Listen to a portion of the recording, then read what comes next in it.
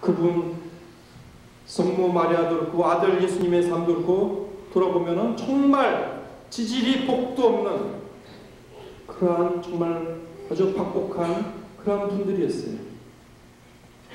그렇지만 우리는 정말 은총이 가득한 분, 여인 중에 가장 복되신 분이라고 기도하고 예수님도 이렇게 친송을 합니다. 이런 것을 볼 때 우리는 우리가 흔히 생각하는 복과는 또 다른 복을 이야기하고 있는 거예요. 하느님을 믿지 않는 사람들, 일반 사람들이 말하는 복은 그저 잘 먹고 잘 살고 건강하게 오래 사는 것이 복이죠. 그렇지만 우리 교회에서 말하는 복은 그런 편협한 작은 의미의 그런 복이 아니에요. 잘 먹고 잘 살고 건강하게 산다 하더라도 다 지나가는 복들이에요. 순간적인 복들입니다. 그런 짧은 인생에 살면서 우리가 복을 누려봤자 얼마나 밝겠어요. 얼마나 일생 행복하게 산다 하더라도 얼마나 행복하게 살 수 있겠어요. 90년, 100년 그 짧은 인생 안에 느낄 수 있는 그러한 행복을 기원하는 것이 우리 생각하는 복이 아닙니다.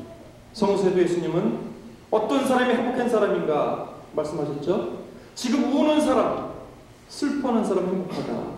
지금 가난한 사람, 또 박해받는 사람, 너희는 행복하다고 말씀하셨어요. 이렇게 예수님 우리에게 말씀하시는 걸 볼 때 우리가 생각하는 그러한 복과는 다른 복을 말씀하고 계시는 거예요. 그것은 짧은 우리 인생 안에 느낄 수 있는 그러한 순간적인 복이 아니라 영원한 행복을 말씀하고 계시는 겁니다. 그래서 우리가 올해 2011년도 살면서 힘들고 어려운 일이 있어도 그 안에서 하나님 은총을 생각하고 발견하는 그런 눈이 있어야 됩니다. 그래서 그런 어린 예수님을 찾아서 동방에서 3명의 박사들이 예루살렘에 왔지요. 동방 박사라기도 하고 삼왕이라고 하죠. 삼왕. 그 당시 왕은 천문학을 배워서 하늘의 별을 관측하고 그 해 1년 동안 어떤 점을 치는 그런 능력을 갖고 있기 때문에 사망이라는 말도 맞고 또 동방박사라는 말도 맞아요.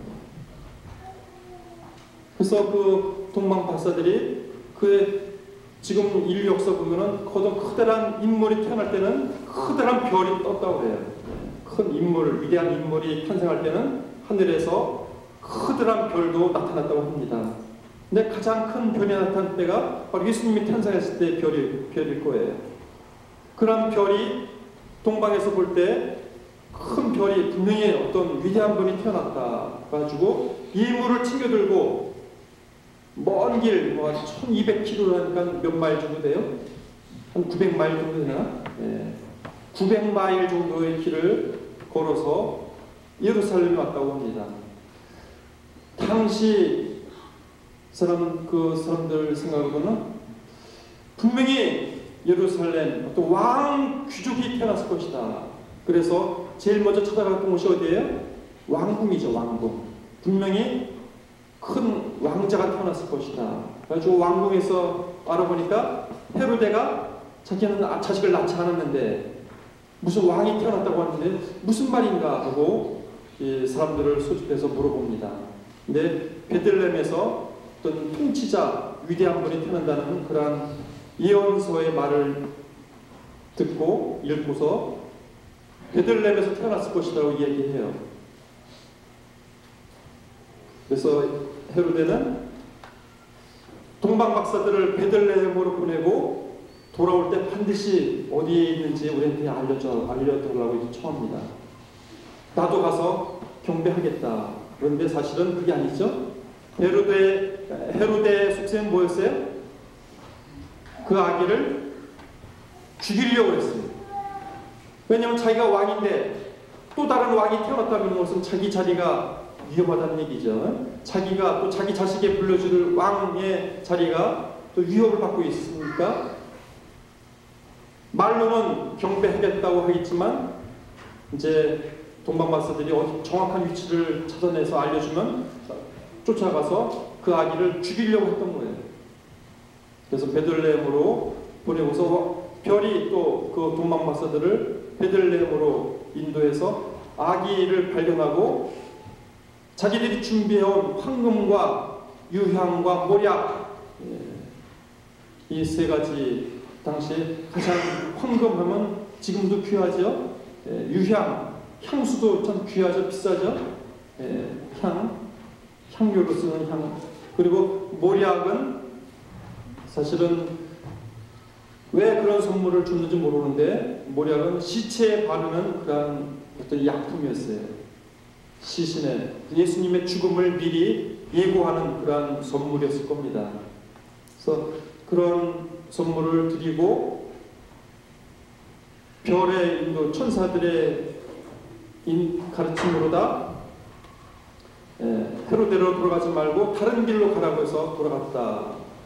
그래서 오늘 축일은 예수님께서 공적으로 동방의 삼왕들에게 드러내셨다는 것을 기념하는 주님의 공현대축일. 공현이라는 것은 공적으로 당신을 드러내셨다, 발현하셨다.